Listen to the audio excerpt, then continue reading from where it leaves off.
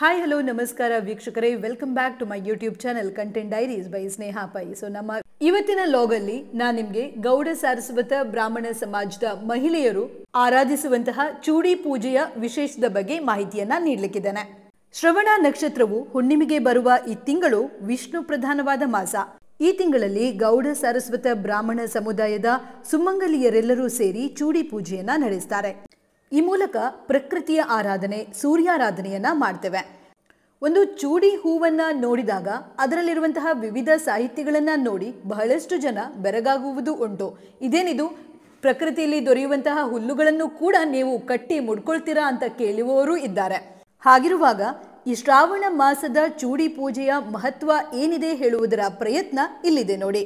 ಸಿಂಹ ಮಾಸ ಶ್ರಾವಣದಲ್ಲಿ ಸೂರ್ಯ ಪರಮಾತ್ಮನು ತನ್ನ ಸ್ವಕ್ಷೇತ್ರ ಸಿಂಹರಾಶಿಯಲ್ಲಿ ಆಗಮಿಸಿದ ಸಮಯದಲ್ಲಿ ಸೂರ್ಯದೇವನ ಬಿಂಬ ರಂಗೋಲಿ ಪೂರ್ವಕವಾಗಿ ಬರೆದು ಅದರ ಹತ್ತಿರ ಬಗೆ ಬಗೆಯ ಪ್ರಕೃತಿಯಲ್ಲಿ ಸಿಗುವ ವೈವಿಧ್ಯಮಯ ಗರಿಕೆ ಹಾಗೂ ಬಣ್ಣ ಬಣ್ಣದ ಲಕ್ಷ್ಮೀ ಸಾನ್ನಿಧ್ಯ ಇರುವ ಹೂಗಳನ್ನು ಅರ್ಪಿಸಿ ಸೂರ್ಯದೇವನಿಗೆ ವಂದಿಸುತ್ತಾ ತುಳಸಿಯ ಸನ್ನಿಧಿಯಲ್ಲಿ ಶ್ರಾವಣ ಮಾಸದ ಶುಕ್ರವಾರ, ರವಿವಾರ ದಿನಗಳಲ್ಲಿ ನಡೆಯುವ ಚೂಡಿ ಪೂಜೆಯು ಕುಟುಂಬದ ಹಾಗೂ ಪರಿಸರದ ಮುತ್ತೈದೆಯರನ್ನ ಒಟ್ಟು ಸೇರುವಂತೆ ಮಾಡುತ್ತದೆ. ಚೂಡಿ ಎಂಬ ಶಬ್ದ ಬಹುಶಃ ಕನ್ನಡದ ಸೂಡಿ ಅರ್ಥಾತ್ ಗಂಟು, ಗುಂಪು ಎಂಬ ಶಬ್ದದ ಅವತರಣಿಕೆ ಇರಬಹುದೇನೋ.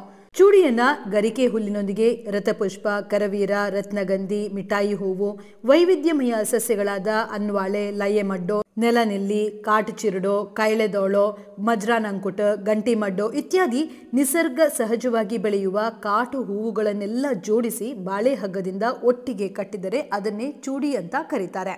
ಇವೆಲ್ಲ ಹೂವಿನ ಅಂಗಡಿಯಲ್ಲಿ ಲಭ್ಯವಿದ್ದರೂ ಕೂಡ ಮಹಿಳೆಯರು ಅದನ್ನು ತಮ್ಮ ಮನೆಯ ಸುತ್ತಮುತ್ತಲಿನಿಂದ ಸಂಗ್ರಹಿಸಿಯೇ ಕಟ್ಟಲು ಇಷ್ಟಪಡುತ್ತಾರೆ. ಪ್ರಾತಃ ಕಾಲದಲ್ಲಿ ಚೂಡಿ ಪೂಜೆ ಮಾಡಲು ಪ್ರಶಸ್ತವಾದ ಸಮಯ. ಬೇಗನೆ ಆಗದಿದ್ದಲ್ಲಿ ಮಧ್ಯಾಹ್ನ 12 ಗಂಟೆ ಒಳಗೆ ಆದರೂ ಪೂಜೆಯನ್ನ ಮುಗಿಸಬೇಕು. ಮೊದಲೆಲ್ಲ ಕೂಡು ಕುಟುಂಬವಿರುವ ಕಾಲದಲ್ಲಿ ಒಂದು ಮನೆಯಲ್ಲಿ 4-5 ಜನ ಹೆಂಗಸರು ಒಟ್ಟಾಗಿ ಸೇರಿಕೊಂಡು ಚೂಡಿ ಪೂಜೆಯನ್ನ ಮಾಡ್ತಾ ಇದ್ರು. ಆದರೆ ವಿಭಕ್ತ ಕುಟುಂಬವಿರುವಂತಹ ಈ ಒಂದು ಕಾಲದಲ್ಲಿ ಒಬ್ಬರೇ ಈ ಪೂಜೆಯನ್ನ ನಡೆಸಬೇಕಾದ ಸಂದರ್ಭ ಬಂದರೂ ಕೂಡ ಸಾಮೂಹಿಕ ಚೂಡಿ ಪೂಜೆಯನ್ನು ಕೂಡ ದೇವಸ್ಥಾನಗಳಲ್ಲಿ ಸಮಾಜದ ಮಹಿಳಾ ಬಾಂಧವರು ಒಂದಾಗಿ ಕೂಡಿ ಈ ಒಂದು ಚೂಡಿ ಪೂಜೆಯನ್ನ ಮಾಡುವಂತಹ ಕ್ರಮವೂ ಕೂಡ ಪದ್ಧತಿಯಲ್ಲಿದೆ. ಬೆಳಗ್ಗೆ ಮಂಗಳ ಸ್ನಾನ ಪೂರ್ವಕ ಸೀರೆಯನ್ನ ಉಟ್ಟು ಮುತ್ತೈದೆಯರು ಬಾವಿ ದಂಡೆಗೆ ಹಳದಿ ಕುಂಕುಮ ಹಚ್ಚಿ ಹೂವು ಇಟ್ಟು ನೀರಿಗೆ ಹರಿದ್ರ ಕುಂಕುಮ ಅರ್ಪಿಸಿ ಗಂಗಾ ಸ್ಮರಣ ಪೂರ್ವಕ ನೀರನ್ನ ತೆಗೆದು ಮನೆ ಅಂಗಳದಲ್ಲಿ ತುಳಸಿ ಕಟ್ಟೆ ಎದುರು ರಂಗೋಲಿ ಹಾಕಿ ಮನೆ ದ್ವಾರದ ಹೊಸ್ತಿಲಿಗೆ ಶೇಡಿಯನ್ನ ಬರೆದು ಅಲಂಕರಿಸಿ ಚೂಡಿ ಪೂಜೆಗೆ ಆರಂಭಿಸಬೇಕು. ದೀಪ ಹಚ್ಚಿ ಜಾಗಂಟೆ ಬಾರಿಸಿ ತುಳಸಿಗೆ ನೀರೆರೆದು ಅರಶಿನ ಕುಂಕುಮ ಗಂಧ ಹಚ್ಚಿ ವೀಳ್ಯ ಚೂಡಿ ಅರ್ಪಿಸಿ ಹಣ್ಣು ಕಾಯಿ ಪಂಚಕಜ್ಜಾಯ ನೈವೇದ್ಯ ಮಾಡಿ ಆರತಿಯನ್ನ ಬೆಳಗುತ್ತಾರೆ. ಬಳಿಕ ತುಳಸಿಗೆ 5 ಪ್ರದಕ್ಷಿಣೆ ಹಾಕಿ ಪ್ರತಿ ಸುತ್ತಿನಲ್ಲಿಯೂ ತುಳಸಿಗೆ ಸೂರ್ಯ ದೇವನಿಗೂ ಅಕ್ಷತೆಯನ್ನ ಹಾಕುತ್ತಾರೆ. ತೆಂಗಿನ ಮರ ಇದ್ರೆ ಒಂದು ಚೂಡಿಯನ್ನ ತೆಂಗಿನ ಮರಕ್ಕೆ ಸಮರ್ಪಿಸಿ ಹಿರಿಯರಿಗಾಗಿ ಮನೆಯ ಚಾವಣಿ ಮೇಲೆ ಒಂದು ಚೂಡಿ ಇಟ್ಟು ಅತ್ತೆ ಮುತ್ತೈದೆಯಾಗಿ ಮಡಿದರೆ 2 ಚೂಡಿಯನ್ನ ಕೂಡ ಇಡಲಾಗ್ತದೆ. ತಮ್ಮ ಗ್ರಹವನ್ನ ಬೆಳಗಿಸಿ ಪತಿದೇವರಿಗೆ ಆರೋಗ್ಯ ಆಯುಷ ನೀಡಿ ನಮಗೆ ಸೌಭಾಗ್ಯ ನೀಡಿ ನಮ್ಮ ಕುಟುಂಬದ ಪ್ರೀತಿ ವಿಶ್ವಾಸ ಸಂಬಂಧ ಸಂತೋಷದಿಂದ ನಿರಂತರ ಉತ್ತಮ ರೀತಿಯಲ್ಲಿ ಇರಲು ಸೂರ್ಯದೇವನಲ್ಲಿ ಹಾಗೂ ತುಳಸಿ ಸನ್ನಿಧಿಯಲ್ಲಿ ಕುಲದೇವರನ್ನ ಸ್ಮರಿಸುತ್ತಾ ಪ್ರಾರ್ಥನೆಯನ್ನ ಸಲ್ಲಿಸುತ್ತಾರೆ. ಆ ಬಳಿಕ ಮನೆಯ ಪ್ರಧಾನ ಹೊಸ್ತಿಲನ್ನು ನೀರಿನಿಂದ ಶುದ್ಧಗೊಳಿಸಿ ಅರಶಿನ ಕುಂಕುಮವನ್ನ ಹಚ್ಚಿ ಚೂಡಿ ಹೂವನ್ನ ಸಮರ್ಪಿಸಿ ಆರತಿಯನ್ನ ಬೆಳಗುತ್ತಾರೆ. ಹೊಸ್ತಿಲಿನ ಪೂಜೆಯ ಬಳಿಕ ಮನೆಯ ಸರ್ವತೋಮುಖ ಅಭಿವೃದ್ಧಿಗಾಗಿ ಪ್ರಾರ್ಥನೆಯನ್ನ ಇಡುತ್ತಾರೆ. ತದನಂತರ ದೇವರ ಕೋಣೆಗೆ ಬಂದು ಕುಲದೇವರನ್ನು, ಇಷ್ಟ ದೇವರನ್ನು, ಗ್ರಾಮ ದೇವರನ್ನು ಸ್ಮರಿಸಿ ಆ ದೇವರ ಸನ್ನಿಧಿಯಲ್ಲಿ ಚೂಡಿಯನ್ನ ಸಮರ್ಪಿಸಲಾಗುತ್ತದೆ. ಪೂಜಿಸಿದ ಚೂಡಿಯನ್ನ ತಮ್ಮ ಪತಿಗೆ ವೀಳ್ಯದೆಲೆ ನೀಡಿ ಅವರಿಂದ ಆಶೀರ್ವಾದವನ್ನ ಪಡೆದು ನಂತರ ಹಿರಿಯರಿಗೆ ಸಂಬಂಧಿಕರ ಮನೆಗೆ ತೆರಳಿ ಚೂಡಿಯನ್ನ ನೀಡುತ್ತಾರೆ. ಇನ್ನು ಮನೆಯಲ್ಲಿ ನಡೆಯುವ ಚೂಡಿ ಪೂಜೆ ಈ ರೀತಿಯದ್ದಾಗಿದ್ದರೆ ಸಾಮೂಹಿಕವಾಗಿಯೂ ಕೂಡ ಚೂಡಿ ಪೂಜೆಗಳು ನಡೆಯುತ್ತವೆ. ನಿಗದಿತ ದಿನಾಂಕವನ್ನ ದೇವಸ್ಥಾನದಲ್ಲಿ ಪ್ರಕಟಿಸಲಾಗುತ್ತದೆ. ಆ ದಿನ ಎಲ್ಲರೂ ಸಾಮೂಹಿಕ ಚೂಡಿಗಾಗಿ ಒಂದಾಗಿ ಸೇರಿ ದೇವಸ್ಥಾನದಲ್ಲಿ ಮಹಿಳಾ ವೃಂದದವರೆಲ್ಲರೂ ಒಡಗೂಡಿ ಈ ಒಂದು ಚೂಡಿ ಪೂಜೆಯ ಹಬ್ಬವನ್ನ ಸಂಭ್ರಮಿಸುತ್ತಾರೆ. ದೇವಸ್ಥಾನದಲ್ಲಿಯೂ ಕೂಡ ಹಿರಿಯ ಕಿರಿಯ ಮುತ್ತೈದೆಯರೆಲ್ಲರೂ ಕೂಡ ಸೇರಿಕೊಂಡು ತುಳಸಿ ಕಟ್ಟೆಗೆ ಪೂಜೆಯನ್ನ ಸಲ್ಲಿಸುತ್ತಾರೆ. ಮಾಡುವ ಪೂಜಾ ವಿಧಿವಿಧಾನಗಳು ಒಂದೇ ರೀತಿಯಲ್ಲಿದ್ದರೂ ಕೂಡ ಇಲ್ಲಿ ಹಿರಿಯರಿಂದ ಹೆಚ್ಚಿನ ಮಾರ್ಗದರ್ಶನವನ್ನ ಪಡೆದು ನಾವು ತುಳಸಿ ಪೂಜೆಯನ್ನ ಮಾಡುತ್ತೇವೆ. ಸಾಮೂಹಿಕವಾಗಿ ಈ ಒಂದು ಕೆಲಸದಲ್ಲಿ ಎಲ್ಲರೂ ತಮ್ಮನ್ನ ತಾವು ತೊಡಗಿಸಿಕೊಳ್ಳುವುದರಿಂದ ಅಲ್ಲಿ ಒಂದು ರೀತಿಯ ಒಗ್ಗಟ್ಟನ್ನ ನಾವು ನೋಡಬಹುದು. ಇದೀಗ ನಾನು ನಿಮಗೆ ತೋರಿಸ್ತಾ ಇರುವಂತದ್ದು ನಯಂಪಳ್ಳಿಯ ಶ್ರೀ ಕಾಶಿಮಠ ಸಂಸ್ಥಾನದ ಗೋಪಾಲಕೃಷ್ಣ ದೇವಸ್ಥಾನದಲ್ಲಿ ಇತ್ತೀಚೆಗೆ ನಡೆದಿರುವಂತಹ ಚೂಡಿ ಪೂಜೆಯ ಸಂಭ್ರಮ.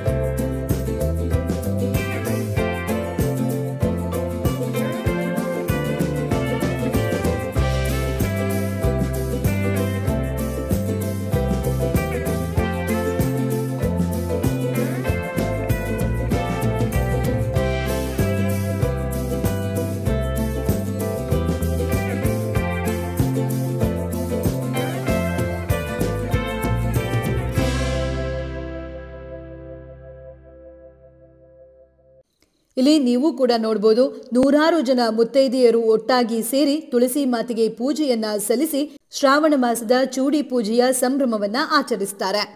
ತುಳಸಿ ತುಳಸಿ ಶ್ರಾವಣ ತುಳಸಿ ತುಳಸಿ ಮುಳ ಅಸ್ಸ ಬಾಳು ಕುಲದೇವಾಕ ನಮಸ್ಕಾರು ಇಷ್ಟದೇವಾಕ ನಮಸ್ಕಾರು ಔಸ್ ಬಬ್ಸುಕ ನಮಸ್ಕಾರು ಮಾಯಿ ಮವಾಕ ನಮಸ್ಕಾರು ಪತಿಂಕ ನಮಸ್ಕಾರು ಸಾವಿತ್ರೆಲೆ ಐಪಣ ಜನ್ಮ ಜನ್ಮ ದೀದೇವ ಎಂದು ತುಳಸಿಗೆ ಪ್ರದಕ್ಷಿಣೆ ಬಂದು ಸೂರ್ಯದೇವನಿಗೆ 2 ಕೈಗಳನ್ನ ಬೆರಳಿನಿಂದ ಬೆರಳು ಜೋಡಿಸಿ ಬೆರಳಿನ ಮಧ್ಯಭಾಗದಿಂದ ನೋಡಿ ನಮಸ್ಕರಿಸಿ ಉತ್ತರೋತ್ತರ ಕುಲವೃದ್ಧಿಗಾಗಿ ಪ್ರಾರ್ಥಿಸುವುದು ವಾಡಿಕೆ.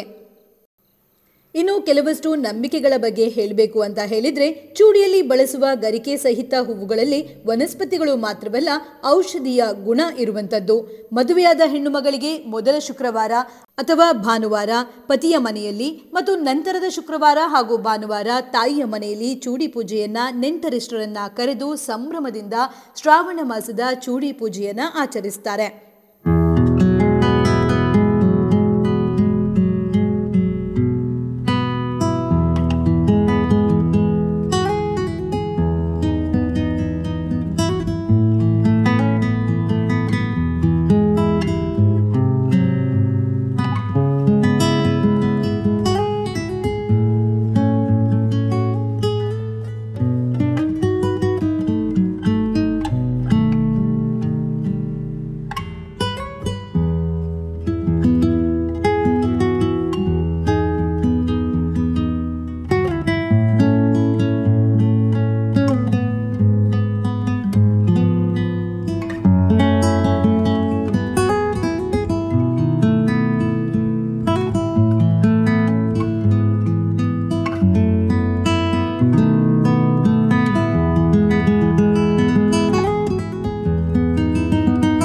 ಇನ್ನು ಪೂಜಿಸಿದ ಚೂಡಿ ಹೂವನ್ನ ದೇವರಿಗೆ ಸಮರ್ಪಿಸಿದ ನಂತರ ಹಿರಿಯರಿಗೆ ಸಂಬಂಧಿಕರ ಮನೆಗೆ ತೆರಳಿ ಚೂಡಿಯನ್ನ ನೀಡುವಂತಹ ವಾಡಿಕೆ ಕೂಡ ಇದೆ. ಈ ಚೂಡಿ ನೀಡುವಿಕೆಯಿಂದ ಕುಟುಂಬದ ನೆರೆಕರೆಯವರ ಐಕ್ಯಮತ್ಯ, ಪ್ರೀತಿ ವಿಶ್ವಾಸ ವೃದ್ಧಿಯಾಗಿ ಉತ್ತಮವಾದ ಅಭಿಮಾನ ಶಾಶ್ವತವಾಗಿ ಉಳಿಯುವಂತಾಗುತ್ತದೆ ಎನ್ನುವುದು ಕೂಡ ವಾಡಿಕೆ. ದೂರದ ಊರಿಗೆ ಅಂಚೆಯ ಮೂಲಕ ಚೂಡಿಯನ್ನ ಕಳುಹಿಸಿ ತಮ್ಮ ಸಂಬಂಧ, ಪ್ರೀತಿ ವಿಶ್ವಾಸ ನಿರಂತರವಾಗಿ ಇರಲು ಪತ್ರ ಬರೆದು ಆಶೀರ್ವಾದವನ್ನ ಪಡೆಯುವುದು ಕೂಡ ಚಾಲ್ತಿಯಲ್ಲಿದೆ.